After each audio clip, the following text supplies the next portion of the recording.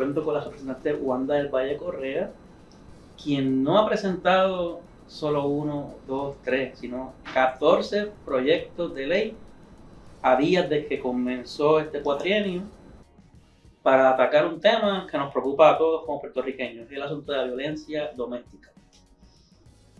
¿Cómo estás? Muy bien, gracias al Señor. Siguiendo el trabajo legislativo, porque yo creo que aquí nada paró. Las elecciones fue como ese stop del 5 de noviembre, pero yo no he parado de trabajar todo el tiempo, así que estamos ahí trabajando. Pero obviamente le voy a hacer varias preguntas sobre el tema porque nos interesa mucho, sobre todo el hecho de que es su primer paquete de medidas legislativas es para atender de diferentes frentes el asunto de la violencia doméstica. La pregunta obligatoria inicial es la siguiente. El 25 de enero de este año se cumple exactamente 5 años desde que el exgobernador Pedro Pierluisi promulgó la orden ejecutiva para declarar lo que se conoce como el Estado 4 años. Son 4 años. Sí, 4 años, gracias por la corrección. 4 años del estado de emergencia por violencia de género. ¿Por qué usted entiende, o quizás estoy yo malinterpretando, pero ciertamente 14 medidas legislativas para atender un asunto que se supone que está atendiéndose, pues significa que hay algo que no ocurrió, que debe ocurrir en el 2025? ¿Qué es eso? ¿Cómo puede resumir la gestión? Mira, definitivamente yo creo que el estado de emergencia es necesario. Ya la gobernadora no es que lo quitó, es que va a enfrentar la situación de otra manera, pero cuando hicieron el grupo no contaron con nosotras como legisladoras, que yo creo que somos las que tenemos, ¿verdad?, la potestad en ley de poder enmendar la ley. Y son también las que tienen mandato directo del pueblo a representarlo, ¿no? Exacto. Pero fuera de ahí, los proyectos de ley son necesarios para ajustar las leyes. La ley 54 es del 1989. Los tiempos cambian, la mentalidad de la gente cambia y estamos viendo nuevas modalidades. La situación electrónica se está utilizando para perseguir a las mujeres, la inteligencia artificial, se descubren nuevas enfermedades mentales, hay nuevos avances, pues la legislación tiene que ir acorde. Mucha legislación el cuatrienio pasado se quedó en el limbo porque no se le dio paso, porque no se dio importancia, quizás porque eran de partidos diferentes, y es legislación pensada, legislación por experiencia, legislación por situaciones que han pasado las mujeres en los tribunales, casos notorios y casos menos notorios, porque muchos de los casos que suceden no se ven en la prensa, pero de ahí nacen esos 14 proyectos. No solo radiqué 14, radiqué 58, pero 14 son que tienen que ver con la violencia doméstica, porque también radiqué proyectos que tienen que ver con las situaciones en mi distrito representativo, el 38, y los adultos mayores, que es un tema que también me apasiona. Y sí, vamos a seguir trabajando, pero la legislación, estamos pensando en investigar a un oficial de cumplimiento. ¿Cómo crear un oficial de cumplimiento? Porque pensamos, la procuradora también, la ley de la procuraduría hay que enmendarla, una ley que lleva 15 años. Y hay que darle las garras más allá a la procuradora para poder indagar si las cosas se están dando. Podemos seguir haciendo proyectos, pero si no hay un seguimiento a que lo que se lleva al escrito, a la ley, se cumpla, pues se queda letra muerta. Así que estamos buscando las alternativas para que esos proyectos, no solo los radicados nuestros, sino los que se aprobaron en el cuatrienio pasado y se han ido aprobando desde que la ley 54 se creó al día de hoy, se den en cumplimiento tal y como se persigue, para ver si podemos minimizar la situación de la violencia. Y en esa línea, me resulta interesante que habla de los esfuerzos que se han hecho por diferentes administraciones, diferentes legisladores, aprobando leyes, pero que no están compiladas en un código. Usted está proponiendo, una de las medidas, que todo eso se junte, ¿verdad? Para hablar revisiones con la gente, se junte y que se cree una continuidad a través de un código. De hecho, el código ya se radicó, ese sí se radicó, está dentro de las medidas que mencionaste, donde estuvimos prácticamente, se tuvo como 6 o 7 meses creando ese código, porque hay muchas enmiendas a la ley 54, enmiendas y leyes que se han creado, que están de alguna manera u otra relacionadas a la ley 54 y no existe el Código de Violencia Doméstica. Así que nos dimos a la tarea de crearlo. Se había radicado el cuatrienio pasado y pues fue a la Comisión de los Jurídicos con Orlando Aponte. Ahí sucedió lo que todo el mundo sabe, y el código no se tocó.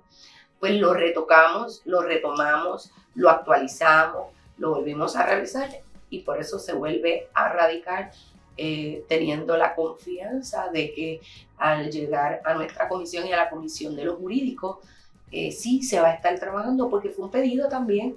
Yo tuve reuniones con la judicatura, con los fiscales, con la policía en el cuatrienio pasado. O sea, esto no es algo que yo me lo quise inventar. Fue un pedido de las autoridades que trabajan directamente con violencia doméstica. Entiendo. Entonces, cuando hablas de las cosas que ya se saben, también pregunto en el sentido de una comparación entre la supermayoría PNP en ambos cuerpos versus lo que estaba ocurriendo en el cuatrienio pasado.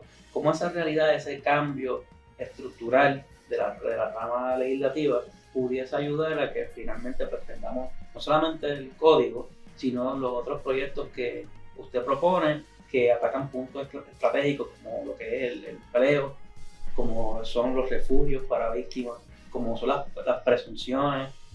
Incluso también habla de un proyecto sobre, ¿verdad? Lo interpreto yo como eliminar el derecho que tienen los jueces, esa discreción judicial en ciertas áreas. ¿Cómo usted cree que la nueva composición le va a ayudar a poder adelantar esa agenda de plan de trabajo? Lo que pasa es que el cuatrienio pasado, por alguna razón, ambas presidentas de las comisiones, y como es el proceso legislativo, un proyecto nace en uno de los cuerpos, pero el cuerpo hermano tiene también que llevarlo a votación y tiene su proceso. Que en ese vaivén de los proyectos, lamentablemente las dos presidentas de las comisiones nunca se pusieron de acuerdo, tenían diferencias entre ellas y los proyectos se aprobaban en Cámara y se estancaban en Senado. Así que en medio de quizás cosas personales que no debe ocurrir en la política o del protagonismo de quien escribió el proyecto, pues yo tuve proyectos del cuatrienio pasado que simplemente porque la persona que estaba en el Senado era popular y no había sido de ella el proyecto, pues sencillamente no le doy paso o lo cojo para mí como si fuera mío. Pues mira, si los proyectos son buenos hay que pasarlos independientemente de quién lo escribió o de quién es el autor o de dónde viene, porque para eso existen las coautorías, para que la gente que le gusta lo que tú estás haciendo se una. Yo me he unido a proyectos de nuestros compañeros de diferentes partidos, me he unido a proyectos de Denis Márquez y de diferentes populares, o sea, que debemos dejar esa politiquería a la hora de hablar de leyes, que es lo que el país espera de nosotros. ¿Cómo ahora con la nueva Cámara? Porque muchos tenemos la misma visión, entonces ahora hay los votos para poderlas aprobar. Entiendo, pero vamos específico a los proyectos, pero por lo menos los más destacados, según mi lectura, usted me corrige, sí, porque son 14 gente, 14, un montón de proyectos. Pero en primer lugar, vamos con el proyecto de la Cámara 95, que obliga a los empleadores públicos y privados a implementar protocolos de manejo de violencia doméstica en el lugar de trabajo. ¿Por qué entiende que eso es necesario y por qué no se había hablado de esto antes? Te voy a dar un ejemplo. Esta mañana estaba hablando con una directora de recursos humanos de que tenía una persona que tenía un grillete porque había sido acusado de violencia doméstica y ni siquiera la oficina de recursos humanos sabía que la persona tenía el grillete. Y yo le decía, ajá, ¿y si la víctima llega al edificio? ¿Qué van a hacer? Porque hay una orden de protección. Entonces, lo mismo puede pasar, eso fue una agencia de gobierno, pero lo mismo puede pasar en un banco, en cualquier oficina de trabajo o en algún lugar de trabajo. ¿Y qué protocolo cuando los dos trabajan en el mismo lugar? No hay una garra para decirle al patrono, hay que trabajar con esto, porque si tienes una pareja que tienen hijos y trabajan en la misma empresa y hay una situación de violencia doméstica, y la orden de protección no dice es una razón para despedirte del trabajo. Y hay hijos de por medio. ¿Tú le vas a quitar el trabajo a la víctima al victimario y cómo le va a pasar pensión a esos niños. Así que hay que empezar a buscar alternativas y hay que hacer unos protocolos. Cada compañía, conforme a su capacidad de empleamanía, de estructura, pero que tenga unos protocolos reales, porque esto no es mentira. Hubo una señora, una muchacha que la mataron frente al cuido. O sea, esto no es del gobierno. La violencia doméstica le puede tocar a cualquiera, no importa la estrata social, no importa la religión, no importa si es de derecha o de izquierda, o si es zurdo o es derecho. No importa. Y como no importa, tú puedes ser millonario o puedes no tener nada. Y la violencia doméstica te puede llegar. Sabemos que hace 2 años en Encantada murió una mujer que la mató su esposo. Es que esto no tiene estrata social, no sabemos en qué.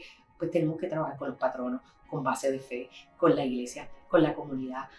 Porque si no empezamos a trabajar todo en equipo, todo se va a quedar en proyectos. También sabemos que, y te me corrige, hace 3 años, Andrea Riscostas, que era una muchacha llena de vida, que trabajaba en Montelledra, me parece, y su novio, o su anterior novio, era de seguridad en Montelledra.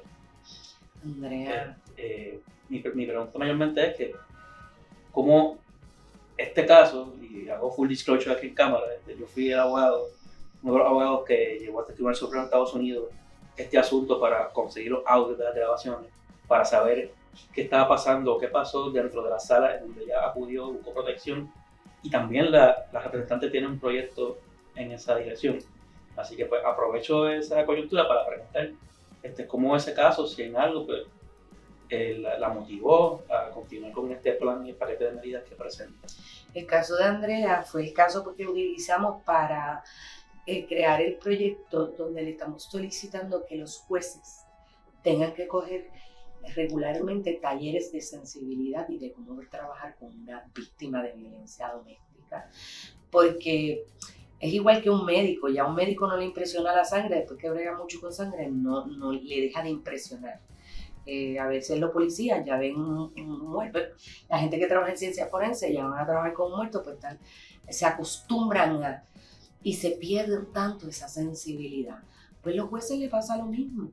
Y no queremos decir que los jueces son malos, pero hay que abrirle esa sensibilidad, que puedan entender que la víctima pasa por un proceso bien complicado, que no todo el que se para frente allí es porque le quiere hacer daño a su pareja, que en los casos de violencia doméstica hay que cogerlos con pinzas. Y eso lo podemos lograr a través, hay muchas mujeres que son sobrevivientes que dan talleres de sus situaciones porque lo que me sucedió a mí le puede servir a otra para que no le pase. Vamos a empoderar a esas mujeres que son sobrevivientes y vamos a darle el espacio para que hablen de pero que los jueces, los fiscales, la policía tengan la oportunidad de escuchar a sobrevivientes lo que les pasa cuando están por el proceso de los tribunales. Y por ahí va el proyecto. Entonces yo pregunto, hablamos un poco de esto fuera del aire, pero pues quería traerlo a la discusión, y es el tema del victimario o la victimaria. Si bien es cierto que hay unas estadísticas que sostienen un alza en estos casos cuando se trata de la mujer, no puede existir estadísticas, o quizás es más difícil que se recopilen estadísticas cuando posiblemente haya hombres que estén pasando por ciclos de violencia, pero por naturaleza no hablan sobre este tema, así que nunca buscan la ayuda. ¿Usted tiene en su plan de trabajo algo similar para empoderar o quizás darle las herramientas a estos victimarios o víctimas también, para que o reconozcan el problema o que también reconozcan que ellos son el problema? Pues y también tenemos un proyecto donde estamos solicitando que cuando emitan una orden de protección, sea contra la mujer o a favor de la mujer, o sea, porque hay ambas vertientes, el que sea el victimario sea sometido a una evaluación psicológica, psiquiátrica y de manejo de ira. ¿Por qué? Porque a veces hay problemas psicológicos que la persona desconoce y que esa acción quizá tiene mala autoestima, está pasando por depresión o tiene ODD y nunca ha ido a un psicólogo y no lo ha podido identificar. Y de este modo poder atajar a tiempo que ya hay un aviso, ya te están diciendo hay un problema, porque cuando hay una solicitud de una orden de protección es porque hay un problema. Pues si ya te lo están diciendo, pues vamos a hacer algo. Aquí tenemos que empezar a prevenir. Y sí hay que trabajar con cuánto se le va a dar de cárcel, cuánto le vas a dar de multa, pero ¿qué hacemos para que no llegue a ese punto? Y por ahí va el proyecto para esa evaluación psicológica psiquiátrica, donde la persona agresor tenga que someterse y viene con una obligación, que es que si sale que tiene problemas de alcohol o problemas de droga o alguna enfermedad, tiene que someterse al tratamiento pago por el agresor. Entiendo. No le va a costar al erario. Entiendo. Quizás este proyecto no anticipa que tenga la oposición o la conversación de grupos que defienden el derecho de las mujeres, en el sentido de que se puede interpretar como que se estaría justificando la conducta de victimario por un asunto de salud mental. No, porque entrar en el proceso no lo va a eliminar de que sea procesado, es evitar a tiempo, porque tuve la experiencia de un muchacho que me llamó luego que el proyecto salió, me dijo gracias representante, porque yo le exploté las gomas de la guagua a mi novia y después que lo hice dije, wow, ¿qué hice? Y yo mismo fui a una psicóloga y me enteré que yo tengo una deficiencia en una de las hormonas y tengo OID. Así que podemos evitar que esa mujer se muera, así que no creo que los grupos de mujeres lo vayan a criticar, no creo, porque no es que se le está quitando pena, no es que eso lo va a hacer que no sean procesables, no, es para evitar que lleguemos a un asesinato. Entonces, ya el tiempo nos está trayendo, pero no puedo escapar la oportunidad de preguntarle de la misma forma que se atiende el componente judicial, también hay un proyecto que atiende el componente investigativo policial, o sea, a esas de ley original, quienes son los primeros que intervienen con las situaciones que son intrafamiliares, ¿no? Y luego, pues, si existe el interés de la fiscalía o ayuda de la presunta víctima, pues se procesa a esta persona, tanto civil como criminalmente en algunos casos. ¿Qué le hace falta a la policía de Puerto Rico para poder manejar estos asuntos? Es que a quienes refuerzan con la situación de violencia doméstica son las unidades especializadas. Y nosotros estamos pidiendo que eso se extienda a toda la policía, porque también surge de otro caso que la policía que llegó a atender el caso no era de la unidad especializada y el agente estaba en el teléfono con el de la unidad especializada, explicándole cómo trabajar el caso. Y eso no debe suceder. Yo creo que la policía debe estar bien preparada. No es que no estén preparados nuestros policías, es que los tengan bien preparados para cualquier situación. Y en el caso de violencia doméstica, todos deben ser adiestrados mucho más allá de lo que dan en la academia de la policía, seguidamente, al igual que la policía municipal.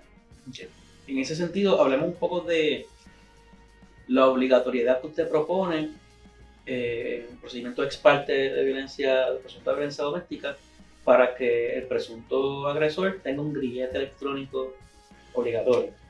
¿Cómo eso va a funcionar? Y cómo eso pudiese interpretar en términos de la presunción de inocencia. Ya el proyecto se aprobó, ya es ley. Ya usted está acusado por violencia doméstica, le ponen un grillete. ¿Por qué tiene un proyecto específico? Lo que se está afinando es una parte del proyecto cuando salió, que para que no caiga en que haya una inconstitucionalidad, es unos detalles que se le está afinando a la ley del grillete. Y también vamos a empezar un estudio con lo de los grilletes, a ver si puede conseguir una plataforma que ya existe, donde la mujer pueda saber si hay un grillete y a ciertos metros de distancia, si el agresor se está acercando donde ella lo pueda saber para irse, que le salga el teléfono. Entiendo. Era algo que ya estábamos hablando con la gente del DCP, porque eso existe en otras jurisdicciones y estamos tratando de buscar toda la información para que a ese... no es que la mujer vaya a saber dónde se mete el agresor todo el tiempo, es que si se está acercando a una cantidad de metros a donde ella tenga oportunidad de irse. Súper. Entonces, por último, aprovechando esa coyuntura del tema tecnológico, hay un proyecto que también atiende ese particular. ¿Cómo lo define y dónde está el dinero para hacerlo realidad? se supone que se Mira, pague? yo creo que la tecnología va en avanzada y hay unos fondos que se están investigando federales para este tipo de iniciativa, igual que hay uno para cuando los ancianos se desaparecen con un GPS, y esos fondos que vienen federalmente. Así que ya, por eso ya estábamos en conversaciones con el DCP, porque en las oficinas del DCP hay gente del FBI, del Interpol, y hay unas plataformas, igual allí hay unas plataformas que tu tablilla, si la ponemos en el sistema, dice por dónde has pasado. Pues hay mucha tecnología ya en Puerto Rico que está aquí y que tenemos que seguir buscando los fondos disponibles para que esas plataformas sean más accesibles a la gente. Y por último, esa tecnología, de la misma forma que ayuda a la vigilancia, también ha permitido que se prolifere otro tipo de violencia, que es la violencia tecnológica, o sea, el asunto igual el asunto del grooming. Usted tiene un proyecto sobre eso. ¿Cómo me lo puede resumir en algo sobre eso? Mira, tenemos también está el crimen cibernético, que era lo que te decía ahorita, cuando utilizan estas plataformas electrónicas para poder llamar con números falsos. Te llaman, que parece que te están llamando de Francia, de Japón, o hay plataformas de estas que utilizan números con código de Puerto Rico y son números falsos que de hecho se utilizan en las cárceles también. Entonces, esto lo tenemos que atajar. Nosotros tenemos que ir, si la tecnología va a 100 millas, nosotros tenemos que ir a 200, porque tenemos que atajar esto a tiempo. Así que vas a ver muchos proyectos que tengan que ver con tecnología, porque voy a estar reuniéndome con las universidades. Nosotros tenemos que tener especialistas ya en las universidades. Hay gente estudiando tecnología, pues vamos a poner esos estudiantes a trabajar en las agencias de seguridad, a aportar para levantar nuestros sistemas tecnológicos.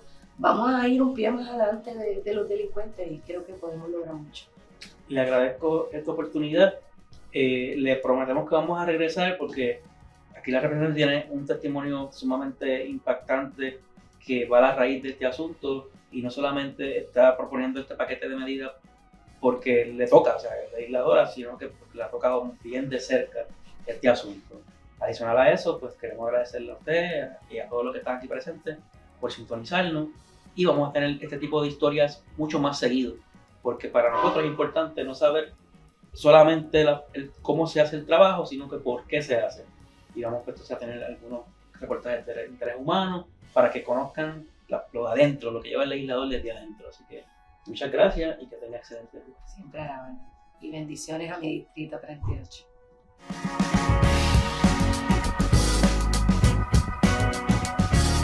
Sigue conectado con indiario.com y no olvides suscribirte a todas nuestras redes sociales como Indiario.